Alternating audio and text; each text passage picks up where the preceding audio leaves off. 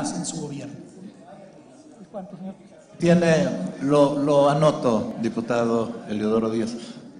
Tiene la palabra para formular su pregunta el diputado Víctor Manuel Castro Cosío. Gracias. Primero quiero reconocer un empate entre los dichos de corrupción de ambos. Este empate debía de apenarnos. Bueno, pero el problema no es la discusión ahorita de la corrupción entre ustedes.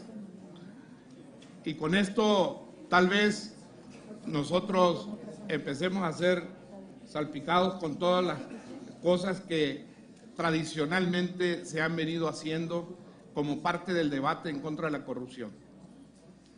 Yo creo que el asunto no está ahí, y he insistido mucho en cada ocasión en que debatamos a ver quién es más corrupto. El asunto está en cómo aplicar la ley imparcialmente y parejos. Ese ha sido nuestro fondo del asunto. Y aquí agarro parejo. Porque sí es distraer, Gustavo, efectivamente es distraer el debate que inició con el informe, que es lo importante y lo sustancial de cómo un poder en este país, en donde se han hecho grandes esfuerzos para que se supere el presidencialismo, el Ejecutivo de nuevo vuelve a agredir. Y no es la primera ocasión, es recurrente. No es que se evada, tú prácticamente nos estás planteando, no se diga nada y vayamos a ver quién es más corrupto. Yo creo que ese tema, el pueblo de México lo conoce muy bien. Y nos han involucrado a toda la clase política, desgraciadamente. No creen en la honradez de la clase política. Y es una desgracia por este tipo de cuestiones que se van presentando y que son penosas y que debían de erradicarse de la vida política del país. Es un mal histórico el problema de la corrupción y atraviesa a todas las instituciones, desgraciadamente. Y por eso el debate de la corrupción debe plantearse en dos planos. Creo que no es el plano en este momento. Y yo te pediría, Gustavo, que si nos estás planteando que no digamos nada frente al constante ataque del Ejecutivo al Legislativo. Eso es todo. Mi pregunta es, ¿qué hacer, Gustavo? Todas las instituciones, cuando el Ejecutivo plantea que hay que respetar las instituciones y es el primero en golpear a una de ellas de manera insistente, como si tuviéramos la obligación de todas sus iniciativas mansamente llevarlas al plano de lo positivo?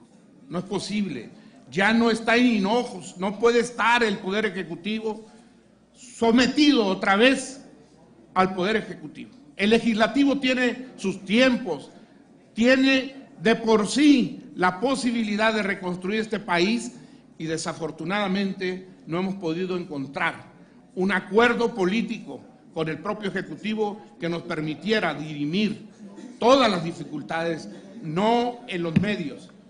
No ha podido el presidente pisar la Cámara de Diputados. Esto es un asunto grave para poder vivir en concordia en este país. ¿Qué está atrás de ello, Gustavo? El problema está justamente en que debíamos de pasar al siguiente plano, de debatir con cordura, con respeto, los asuntos de la República, incluida la corrupción, incluidos los temas de pobreza, incluidos los grandes temas que están pendientes. Pero no vamos a aprobar lo que el presidente diga de manera nosotros haber reflexivamente discutido, analizado y qué le interesa y qué le perjudica al pueblo de México. Eso es todo, Gustavo. Nosotros le decimos al Ejecutivo, con todo respeto, que no es posible que quiera dictar la agenda como se hacía antaño.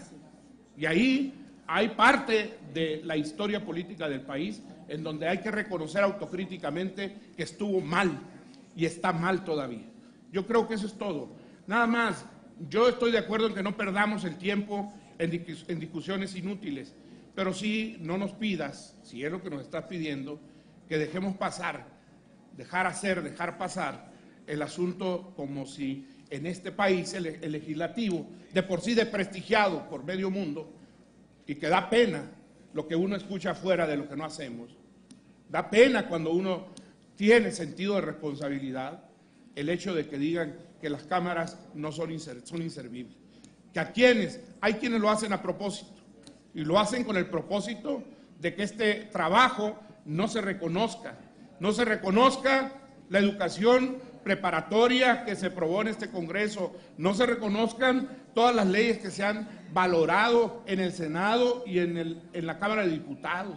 Ese es el propósito superior, yo creo, de algunos. Entonces, si le hemos aprobado al presidente el 84% de las iniciativas enviadas, ¿por qué ese trato al legislativo? Siendo minoría su partido, se le ha aprobado el 84%. Eso es lo que nosotros, en el fondo, Gustavo, queremos que no evadan la discusión tratando otros temas de manera directa, como lo has hecho hoy, y no vayamos al centro de un informe respetable de una comisión que fue con el Ejecutivo y recibió un maltrato a través de las declaraciones impertinentes, por decirlo menos, del señor presidente. Muchas gracias, Gustavo, por mi pregunta, que es, la ratifico, nos planteas no decir nada. Bueno, yo creo, por lo que traté de escuchar, que hay básicamente dos preguntas, diputado. Una, si el tema debemos de ventilarlo o no, sobre las críticas del Ejecutivo. Desde mi punto de vista, en una democracia puede haber críticas entre poderes, desde mi punto de vista. Yo creo que la democracia es para eso, diputado. Pero por otro lado creo, y sobre ese tema del poder legislativo, que sí debemos de hacer una autorreflexión y debemos de hacer una autocrítica. Si realmente el poder legislativo está operando al máximo, porque tú y yo sabemos, diputado, y tú eres reflexivo en eso, que gran parte del tiempo de las sesiones, si llegara un analista político y midiera las horas que utilizamos en sesión formal dentro de esta legislatura, vamos a encontrar que más de la mitad se nos fue en iniciativas. O sea que estamos gastando el tiempo de los ciudadanos en proponer. Y yo creo que hay temas trascendentes, diputado, que se tienen que ventilar para la República, como bien lo dices. Hay temas trascendentes como lo son la corrupción, y no partidizo, señalo los que son señalados, pero la corrupción en México es un problema que tenemos que ver cómo la vamos a erradicar, porque México fue calificado en el lugar número 100 entre 182 países. Y los principales estados son, como ya lo mencioné, el Estado de México y el Distrito Federal, en primer lugar. Y no se trata de ver quién es más corrupto, no, se trata de ver que hay un problema.